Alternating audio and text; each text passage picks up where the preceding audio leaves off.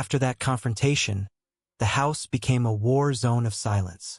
She went around acting like nothing had happened, humming while she cooked, chatting cheerfully with our daughter, even flirting with me occasionally like she hadn't just been caught with a bag full of evidence. It was surreal, like living with an actress who had rehearsed her role to perfection. Meanwhile, I was unraveling. I couldn't look at her without remembering the smirk on her face as she called me paranoid. It made me feel like I was losing my grip on reality. I started recording dates, times, and details in a hidden notebook because I needed proof, for myself as much as for anyone else. Then the unexpected started happening. Weird charges started popping up in my name. A new credit card bill arrived, one I never opened. At first, I thought it was a scam. But when I called the company, they said it had been opened using my social security number and my address. There were charges on it for hotel stays, restaurant dinners, and even kids' clothes from places I'd never shopped. My hands shook as I held the statement, realizing this wasn't random fraud. This was her. She had my documents, she had my info, and now she was using it. When I confronted her, she sneered, "If you kept better track of your stuff, this wouldn't happen." The audacity left me speechless. I reached out to her mother, desperate for some kind of ally, some explanation. Her mom was shocked. At least she seemed shocked. She told me she hadn't heard anything about travel plans or custody, that my wife hadn't mentioned anything about money. But then, halfway through the conversation, she slipped and said, "Well, if she feels unsafe, you can't really blame her for wanting an exit strategy." My blood boiled. Unsafe? My wife had clearly been painting me as the villain to her family behind my back, setting up a narrative where she was the victim. It hit me then. She wasn't just plotting financially. She was rewriting our entire story so she could walk away clean, with my daughter in tow. Things escalated when I found a burner phone. It was tucked into her nightstand under some old magazines. My heart was racing as I flipped it open. The call log showed repeated numbers I didn't recognize, and the texts. God, the texts. They were messages to someone saved as D. The tone was intimate, conspiratorial. Things like, "He still doesn't suspect how bad it's going to hit him, and once we're settled, she'll forget all about him." My stomach dropped. Was D a lawyer? A new boyfriend?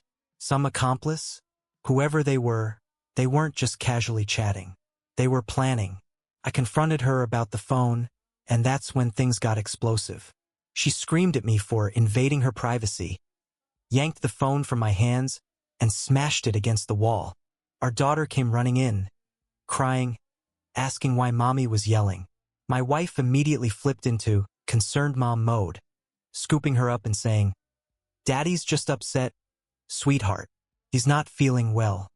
She said it in this calm, patronizing tone, like I was some unstable patient in a hospital. The way she weaponized that moment, turning my daughter's fear into part of her manipulation, was the most chilling thing I've ever seen. That night, she locked the bedroom door and made me sleep on the couch. I could hear her pacing inside, talking on the phone again, whispering furiously. I pressed my ear against the door, straining to hear, and caught fragments. "He's unraveling, perfect timing. Custody won't be an issue." My blood went cold. I realized then she wasn't just threatening to take my daughter. She was already laying the groundwork with someone to make sure she succeeded. It wasn't paranoia anymore. It was happening in real time. The emotional toll was unbearable. I went from white-hot rage to hollow numbness in the span of minutes. I'd sit at work staring at my computer screen, unable to focus, terrified of what she was plotting while I was gone. Was she packing bags? Was she cleaning out accounts? Every day felt like a countdown to some disaster I couldn't stop. I started taking my daughter with me everywhere I could. Grocery runs, quick errands, just so I knew she was safe. My coworkers noticed the dark circles under my eyes, the way my hands shook when I held my coffee. I lied, saying it was stress from a project. The truth was I was living in a nightmare I couldn't explain without sounding insane. Then came the bombshell. I got a call from my bank one morning while at work. They asked to confirm whether I was withdrawing $10,000 from our joint account. My stomach dropped. I hadn't authorized anything. I left the office immediately and drove straight to the bank. Sure enough, My wife was there at the teller window, smiling sweetly as she tried to empty the account. When she saw me walk in, her face hardened. The bank manager asked for clarification, and I stepped in, explaining that I hadn't authorized the withdrawal. My wife put on a show, acting offended. "Are you saying I can't access my own family's money? My husband must think I'm a criminal." The staff looked uneasy.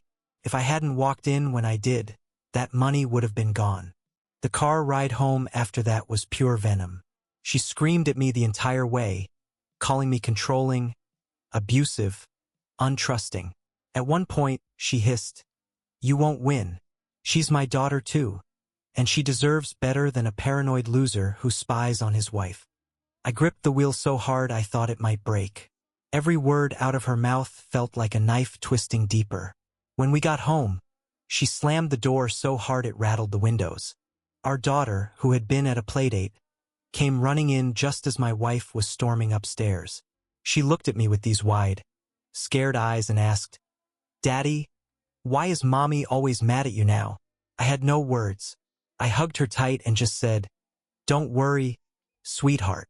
I've got you." Inside, though, I was breaking. I knew then that I couldn't keep pretending this was salvageable. She wasn't just mean or lying or hiding money. She was actively trying to dismantle my life and take my daughter away from me. Every day I hesitated was another day she got closer to succeeding. That night, while she slept upstairs, I sat in the living room in the dark, staring at the flickering streetlight outside. I made a silent vow.